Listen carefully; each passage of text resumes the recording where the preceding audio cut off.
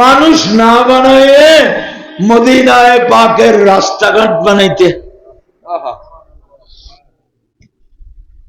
তো কি হতো বলে রসুলে পাক যখন হাঁটতেন তো কদম শরীফটা আমার বুকের উপর পড়ত। মোহাব্বত কতভাবে প্রকাশ করতে পারে।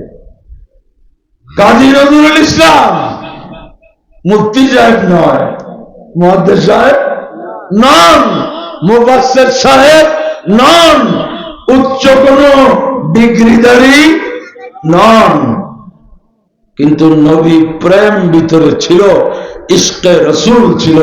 তো বলতেছেন আমি যদি আরব হতাম মদিনার ওই পথ,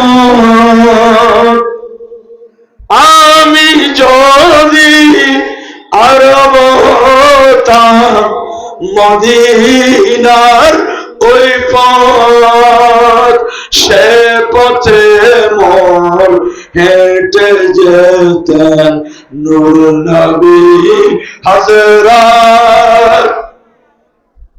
কি বলছেন?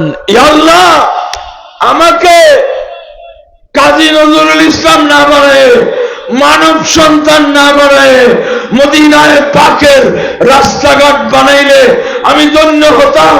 কারণ একবার না একবার আমার প্যারা নবী রাসূলে আরবী সাল্লাল্লাহু আলাইহি ওয়াসাল্লামের কদম শরীফ আমার বুকে পড়তো। বড় করে বলুন সুবহানাল্লাহ। দেখেন তো, যা আমি মদিনা শরীফ